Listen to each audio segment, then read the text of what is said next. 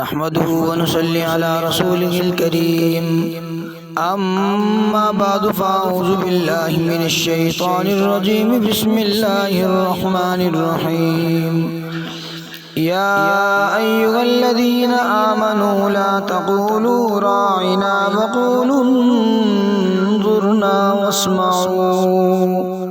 وللكافرين عذاب أليم۔ یا ایھا الذین آمنو، اے ایمان والو، لا تقولوا، نہ تم کہو راعنا، راعنا راعنا کا لفظ نہ کہو، وقولو، اور تم کہو انظرنا، انظرنا کا لفظ کہو، واسمعوا، اور سنو، وللکافرین عذاب علیم، اور کافروں کے لیے عذاب علیم، دردناک قسم کا عذاب ہے۔ یا ایھا الذین آمنوا لا تقولوا راعنا، یہ دو زبانوں کے اندر آتا ہے لفظ راعنا، ایک عربی زبان کے اندر اور عبرانی زبان کے اندر بھی لفظ راعنا بولا جاتا ہے۔ دونوں زبانوں کے اندر اس کا معنی الگ الگ ہے۔ عربی کے اندر راعنا کہ ہماری رعایت کیجئے، ہمارے حالات کی رعایت کیجئے، ہم پر کوئی حکم صادر فرمائیے، کوئی رعایت فرمائیے۔ اور اگر یہی لفظ راعنا کا عبرانی زبان کے اندر ہو تو یہ ایک بددعائیہ جملہ ہے۔ تو یہودی چونکہ وہ عبرانی زبان استعمال کرتے تھے، اب وہ کہا کرتے تھے راعنا آقا کریم علیہ الصلوۃ والسلام کو، راعنا۔ صحابہ علیہم رضوان وہ بھی کہا کرتے تھے راعنا، یا رسول اللہ ہمارے حالات کی کچھ رعایت فرمائیے۔ اب یہودی بھی یہ لفظ استعمال کرتے تھے، مسلمان بھی یہ لفظ استعمال کرتے تھے، لیکن دونوں کے استعمال کے اندر یہ فرق تھا۔ اب جب صحابہ اور مسلمان جو تھے وہ راعنا کا لفظ استعمال کرتے تو وہ تو صحیح معنی کے لیے اندر استعمال کرتے تھے، یا رسول اللہ ہماری رعایت فرمائیے۔ اور جو یہودی تھے وہ آقا کریم علیہ الصلوۃ والسلام کے متعلق جب یہ لفظ استعمال کرتے تھے تو وہ بددعائیہ جملہ استعمال کرتے تھے۔ تو فرمایا کہ یا ایھا الذین آمنوا لا تقولوا راعنا، راعنا کا لفظ اب یہودی پہلے آہستہ آواز کے اندر اور چھپ چھپ کر آقا کریم علیہ الصلوۃ والسلام کی توہین کرتے، جب انہوں نے دیکھا کہ وہی جملہ جو ہم بولتے ہیں راعنا وہ مسلمان بھی بولتے ہیں، تو انہوں نے اب کھلے انداز کے اندر اس جملے کو بولنا شروع کر دیا۔ اب حضرت معاذ رضی اللہ تعالیٰ عنہ وہ اس بات کو پہچانتے تھے کچھ نہ کچھ یہودیوں کی شرارت کو۔ ایک مرتبہ کچھ یہودی حضور علیہ الصلوۃ والسلام کے متعلق راعنا راعنا کا لفظ استعمال کر رہے تھے، تو حضرت معاذ کھڑے ہوئے، کہنے لگے کہ اب اگر تم میں سے کسی نے راعنا کا لفظ کہہ دیا تو میں اس کی گردن اتار کے رکھ دوں گا۔ اب کسی نے راعنا کا لفظ کہا، وہ کہنے لگے اس کے اندر بھئی کیا حرج ہے، کون سا بری بات ہے، تم بھی راعنا کا لفظ کہتے ہو، ہم بھی راعنا کا لفظ کہتے ہیں۔ اب حضرت معاذ رضی اللہ تعالیٰ عنہ وہاں سے اٹھے اور آقا کریم علیہ الصلوۃ والسلام کی بارگاہ میں تشریف لے گئے، اور وہاں پر پہنچے تو اللہ کریم جل شانہ نے اس آیت کا نزول فرمایا، یا ایھا الذین آمنوا، ارشاد فرمایا کہ ایمان والو، لا تقولوا راعنا، تم راعنا کا لفظ نہ کہو، اس لیے کہ مسلمان تو اسے صحیح معنی کے اندر استعمال کرے گا، لیکن جو بد ذات اور بد عقیدہ اور بد مذہب لوگ ہیں وہ اسی لفظ کو برے لفظ کے برے معنی کے اندر استعمال کر کے آقا کریم علیہ الصلوۃ والسلام کی توہین کریں گے۔ لا تقولوا راعنا، فرمایا تم راعنا نہ کہو، ہاں وقولوا انظرنا، تم کہو انظرنا، یا رسول اللہ ہماری طرف نظر کرم فرمائیے، ہماری طرف دیکھیے۔ انظرنا کا لفظ یہ استعمال کرو، انظرنا، راعنا کا لفظ چھوڑ دو۔ واسمعوا، اور سنو، وللکافرین عذاب علیم، اور کافروں کے لیے دردناک قسم کا عذاب ہے۔ ما یود الذین کفروا من اہل الکتاب، نہیں چاہتے، یود ود یود کا معنی ہوتا ہے چاہنا، نہیں چاہتے، الذین وہ لوگ، کفروا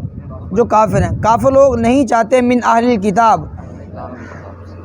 اہل کتاب میں سے جو کافر لوگ ہیں، وللمشرکین، اور نہ ہی مشرک لوگ یہ چاہتے ہیں، کہ ان ینزل علیکم من خیر من ربکم، یہ کہ نازل کیا جائے تم پر من خیر کوئی بھلائی، من ربکم تمہارے رب کی طرف سے، واللہ یختص اللہ خاص کر لیتا ہے برحمتہ اپنی رحمت سے من یشاء جسے چاہتا ہے، واللہ ذو الفضل العظیم اللہ فضل والی ذات ہے، عظیم بڑے فضل والی ذات ہے۔ اب دیکھیے گا جو یہودی تھے مسلمانوں کو آ کر کہتے یار بات یہ ہے کہ ہم آپ کے ساتھ ہم بھی ایمان قبول کر لیتے، جیسے آپ نے ایمان قبول کیا ہے ہم بھی ایمان قبول کر لیتے، لیکن اس کے اندر ایک وجہ یہ ہے کہ آپ کا جو مذہب ہے وہ بہت کارآمد نہیں ہے، ہم سے زیادہ مضبوط نہیں ہے۔ اگر ہم سے زیادہ مضبوط ہوتا، ہم سے زیادہ اچھا ہوتا تو ہم ضرور آپ کی اتباع کرتے، آپ کے ساتھ ساتھ ہم بھی وہ پیروی کرتے اسلام کی، لیکن چونکہ آپ کے مذہب کے اندر وہ طاقت نہیں ہے، آپ کے مذہب کے اندر وہ چیز نہیں ہے جو ہمارے مذہب کے اندر ہے، ہمارا مذہب بڑا مضبوط ہے، بہت طاقتور مذہب ہے، فلاں ہے فلاں ہے۔ یہ مسلمانوں کو صرف دھوکہ دینے کے لیے، ان کو پھسلانے کے لیے اس طرح کی باتیں کیا کرتے تھے۔ تو اللہ کریم جل شانہ نے ارشاد فرمایا کہ یہ کافر اور مشرک لوگ یہ تمہارے ازلی دشمن ہیں، یہ تمہارے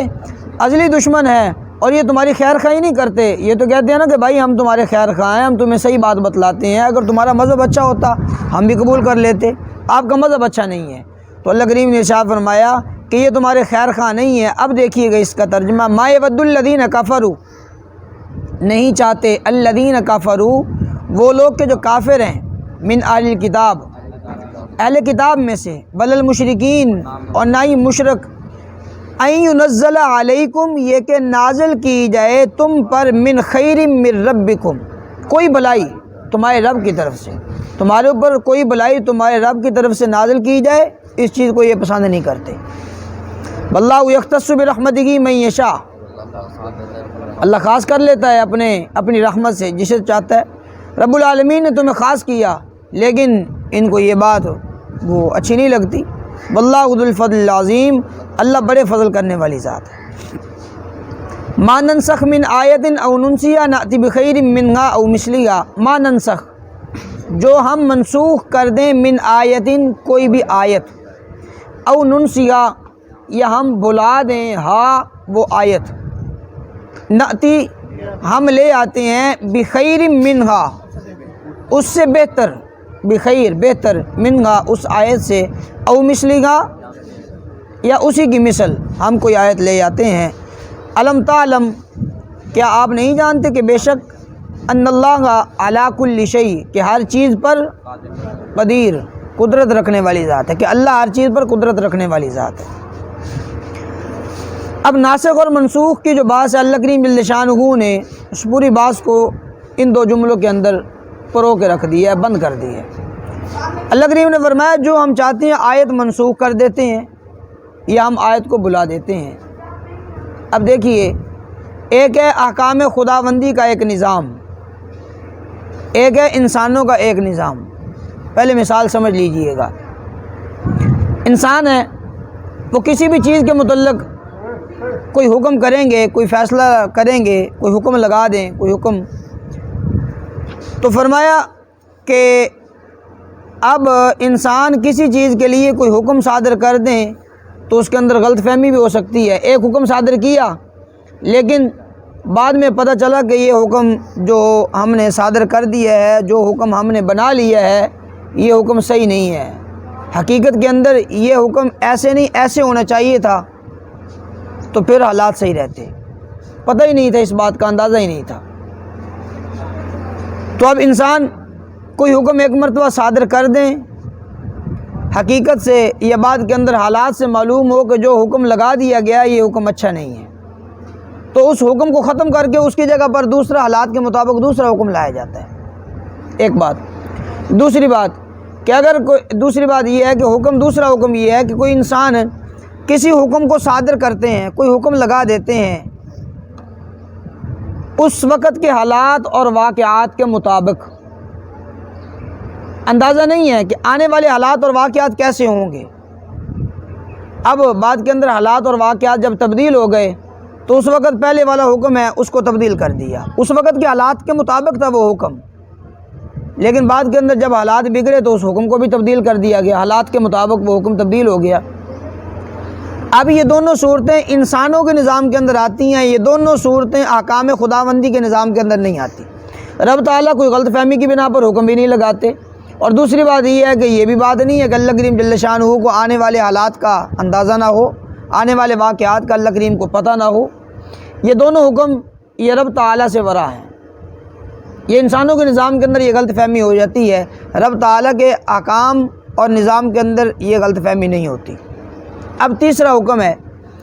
کہ ایک حکم ایک صادر کر دیا گیا، لیکن پتہ ہے کہ حالات کے بعد، کچھ حالات کے بعد دوسرا حکم ہمیں تبدیل کرنا پڑے گا۔ تیسرا، کچھ حالات کے بعد، کچھ دنوں کے بعد ہمیں تیسرا حکم بدلنا پڑے گا۔ جیسے ایک ڈاکٹر ہے، وہ دوائی دیتا ہے کسی مریض کو، وہ کہتا ہے یہ 2 دن آپ نے یہ دوائی استعمال کرنی ہے۔ اب اس ڈاکٹر کو اس بات کا علم ہے کہ 2 دن کے بعد اس مریض کی حالت یہ نہیں ہوگی جو اب حالت ہے، تبدیل ہو جائے گی۔ اب 2 دن کے بعد جب وہ مریض دوبارہ اس کے بعد آتا ہے تو وہ ایک اور دوائی تجویز کرتا ہے کہ اب آپ نے 3 دن کے لیے یہ دوائی استعمال کرنی ہے۔ اب اس کی طبیعت کے اندر کچھ اور فرق آ جاتا ہے، تو اب وہ بعد کے اندر ڈاکٹر کے پاس آئے تو ڈاکٹر اس کے لیے ایک اور دوا تجویز کرتا ہے کہ یہ آپ نے 1 ہفتے کے لیے استعمال کرنی ہے۔ مطلب اسے حالات کا پتہ ہے کہ اب یہ جو حکم لگایا جا رہا ہے، اب یہ جو مریض کو دوائی دی جا رہی ہے، اب اس کے ذریعے اس کے حالات تبدیل ہوں گے۔ اب 2 دن کے بعد حالات تبدیل ہوئے، اس نے دوا بھی تبدیل کر دی۔ 3 دن کے بعد کچھ اور حالات تبدیل ہوئے، اس نے اور دوا تبدیل کر دی۔ یہی ہے حکم ہے کہ اللہ کریم جل شانہ کو بھی اس بات کا علم ہے کہ اب یہ حکم ہے، بعد کے اندر یہ حکم لگایا جائے گا، اس کے بعد یہ حکم لگا دیا جائے گا۔ پہلا حکم ختم ہو جاتا ہے، پھر دوسرا حکم وہ بھی ختم ہو جاتا ہے۔ وہ ڈاکٹر کی دوا کے مطابق پہلی دوا ہے، اب وہ ختم ہو گئی، اب اسے استعمال نہیں کرنا، اب دوسری دوا استعمال کرنی ہے۔ چوتھی بات یہ ہے کہ ڈاکٹر مکمل نظام لکھ دے، لکھ کے پہلے ہی رکھ دے کہ مریض 2 دن کے لیے یہ دوائی استعمال کرے،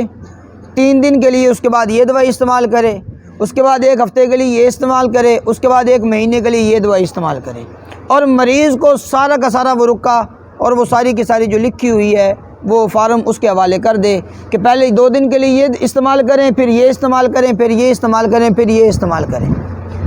اب اگر وہ سارا کا سارا نظام پہلے سے وہ لکھ کر وہ پورا پمفلٹ بنا کے وہ مریض کے حوالے کر دے تو اس کے اندر کچھ نقصان ہو سکتا ہے۔ نقصان یہ ہو سکتا ہے مریض بعد والی دوائی غلط فہمی کی بنا پر پہلے استعمال کر لے، پہلے والی دوائی بعد کے اندر استعمال کر لیں تو اس کے اندر اس کا ظاہر نقصان ہوگا۔ اب یہ جو چوتھی صورت ہے یہ ہے یہاں پر جو رب تعالیٰ کے احکام خداوندی کے اندر جو نظام ہے وہ یہ چوتھی صورت ہے کہ اللہ کریم جل شانہ کو سارے حالات اور واقعات کا پتہ ہے۔ رب العالمین نے سارا کا سارا نظام پہلے لکھ رکھا ہے کہ یہ حکم پہلے صادر ہوگا، اتنی دیر کے بعد، اتنے حالات کے بعد وہ واقعات بدلیں گے، پھر یہ حکم صادر ہو جائے گا، اس کے بعد پھر یہ تیسرا حکم آ جائے گا، اس کے بعد پھر یہ چوتھا حکم آ جائے گا۔ رب تعالیٰ کو سارے نظام کا اندازہ بھی ہے اور سارے نظام کا پتہ بھی ہے۔ تو رب العالمین نے یہ سارا کا سارا نظام پہلے سے لکھ رکھا ہے، لیکن وہ سارا کا سارا نظام ہمارے حوالے نہیں کیا کہ یہ پکڑو بھائی یہ سارا نظام ہوگا، نہیں، حالات کے مطابق رب العالمین خود اس کو بدل دیتے ہیں۔ اب حالات آئے، پہلا حکم یہ تھا کہ آپ نے صرف بیت اللہ کی طرف منہ کر کے نماز پڑھنی ہے۔ حالات اور واقعات ایسے آئے، ارشاد فرما دیا گیا کہ اب آپ نے بیت المقدس کی طرف منہ کر لینا ہے، بیت اللہ کو چھوڑ دیں۔ اب یہ رب العالمین کی قدرت کے اندر یہ بات تھی اور رب العالمین کو اس بات کا پہلے سے علم تھا۔ اب اس کے بعد اب تیسرے حالات آتے ہیں، اب حالات اور ہوئے تو اللہ کریم جل شانہ نے پھر فرمایا کہ اب آپ بیت المقدس سے بھی اپنا چہرہ ہٹائیں، بیت اللہ کی طرف دوبارہ چہرہ کر لیں، دوبارہ بیت اللہ کی طرف چہرہ فرمائیں۔ اب یہ سارے کے سارے حالات اور واقعات، یہ سارا کا سارا نظام اللہ کریم جل شانہ نے پہلے سے لکھ رکھا ہے۔ اب حالات کے مطابق اللہ کریم جل شانہ اس کے اندر وہ ویسے ویسے حالات اور واقعات آتے رہتے ہیں۔ دوسری بات یہ ہے کہ بعض مرتبہ کوئی صورت، کوئی حکم وہ منسوخ ہو جاتا ہے کہ کوئی آیت جو ہے وہ ختم ہو گئی، اس کی جگہ پر اللہ کریم کوئی اور آیت لے آتے ہیں، اور بعض مرتبہ کوئی آیت تو باقی رہتی ہے لیکن اس کا حکم ختم ہو جاتا ہے، اور بعض مرتبہ حکم باقی رہتا ہے، آیت ختم ہو جاتی ہے۔ یہ رب تعالیٰ کی چاہت ہے، جیسے چاہیں آیت کو بھی باقی رکھیں، حکم کو بھی باقی رکھیں، اللہ کی قدرت ہے۔ اور اگر اللہ کریم چاہیں آیت کو باقی رکھیں، اس کا حکم ختم کر دیں، یہ بھی اللہ کے لیے، رب تعالیٰ کے لیے قدرت ہے۔ اور اگر ایسا ہو کہ اللہ کریم جل شانہ صرف حکم باقی رکھیں، قرآن پاک سے آیت کو ختم کر دیں، یہ بھی رب تعالیٰ کی قدرت ہے۔ پچھلی شریعتوں کے اندر بہت سارے احکامات ایسے تھے جو ان شریعتوں کے اندر لاگو تھے، لیکن جو بعد کے اندر شریعت آئی ہے اس نے پہلے والی شریعت کے احکامات کو تبدیل کر دیا، پہلے والی شریعت کے احکامات کو تبدیل کر دیا۔ یہ شریعت موسوی ہے، شریعت عیسوی ہے، اس کے اندر بہت سارے احکامات ایسے تھے جو پہلے سے لاگو تھے، لیکن جب قرآن مجید فرقان حمید آیا، شریعت محمدی آئی، اس نے بہت ساری پچھلی شریعتوں کے احکامات کو منسوخ کر دیا، ختم کر دیا۔ اس کی جگہ پر اللہ کریم جل شانہ کوئی اور حکم لے کر آئے، کوئی اور مثال لے کر آئے، کوئی اور آیت لے کر آئے ہیں۔ تو یہ رب تعالیٰ کی قدرت ہے۔ یہی قرآن مجید فرقان حمید کے اندر بھی بہت ساری آیات ایسی بھی ہیں کہ جن کا حکم باقی ہے، آیات قرآن پاک کے اندر نہیں ہیں، ان کا صرف حکم باقی ہے، اور بہت ساری آیات ایسی بھی ہیں کہ جو صرف اور صرف آیات باقی ہیں، ان کا حکم باقی نہیں ہے۔ یہ آپ دوسرے سپارے کے اندر پڑھیں گے، روزے کے احکامات کے اندر صرف وہ آیت باقی ہے، لیکن اس کا حکم وہ ختم ہو چکا ہے، اس کا حکم وہ منسوخ ہو چکا ہے۔ تو یہ اللہ کریم جل شانہ نے ارشاد فرمایا۔ اب یہ ناسخ اور منسوخ والی بات کو کچھ عقائد اور کچھ وہ مذہب ہیں وہ اس کو مانتے نہیں ہیں، معتزلہ ہیں، وہ کہتے ہیں قرآن مجید کے اندر ناسخ منسوخ والی بحث ہے ہی نہیں ہے، یہ کچھ نہیں ہے اس کے اندر، نہ کوئی چیز ناسخ ہوئی ہے، نہ کوئی چیز منسوخ ہوئی ہے، نہ کوئی نیا حکم آیا ہے، نہ کوئی پچھلا حکم تبدیل ہوا ہے قرآن پاک کے اندر۔ لیکن حدیث پاک ہے مسلم شریف کے اندر، آقا کریم علیہ الصلوۃ والسلام کی حدیث طیبہ ہے، حضور علیہ الصلوۃ والسلام نے ارشاد فرمایا کہ کوئی نبوت بھی ایسی نہیں آئی جس کے اندر رد و بدل نہ ہوا ہو، جس کے اندر ناسخ منسوخ نہ ہوا ہو، ناسخ نہ ہوا ہو، رد و بدل نہ ہوا ہو، ایسی کوئی نبوت نہیں آئی۔ ہر نبوت کے اندر ناسخ بھی ہے، منسوخ بھی ہے، اس کے اندر رد و بدل بھی ہے۔ اب دیکھیے گا ترجمہ، ما ننسخ، جو ہم منسوخ کر دیں، من آیت، کوئی بھی آیت، او ننسیہا، او یا ننسیہا، ہم بھلا دیں، ہاں اس آیت کو، وہ آیت ہم بھلا دیں، تو نأتی بخیر، ہم لے آتے ہیں بخیر منہا، اس سے بہتر کوئی آیت لے آتے ہیں، کوئی حکم لے آتے ہیں، او مثلیہا، یا اسی کی برابر یا اسی جیسا کوئی اور حکم صادر کر دیتے ہیں۔ علم تعلم، کیا آپ جانتے نہیں ہیں کہ ان اللہ علی کل شیء قدیر،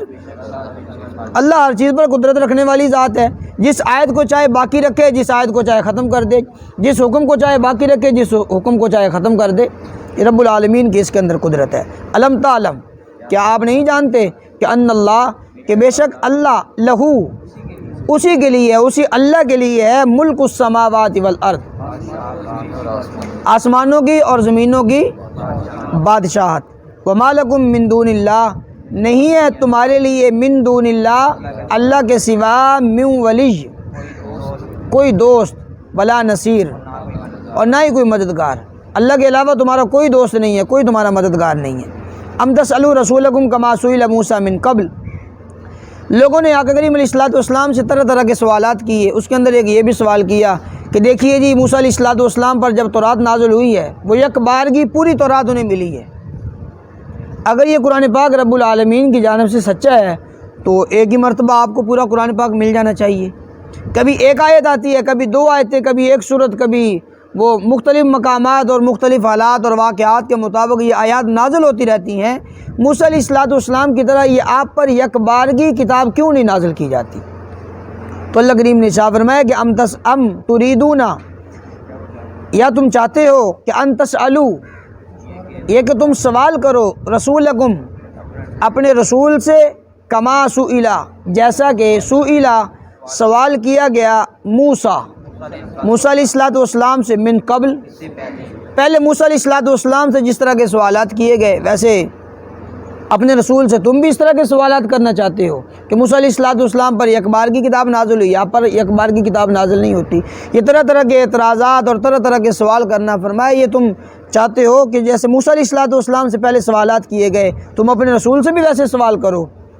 وَمَن يَتَبَدَّلِ الْكُفْرَ،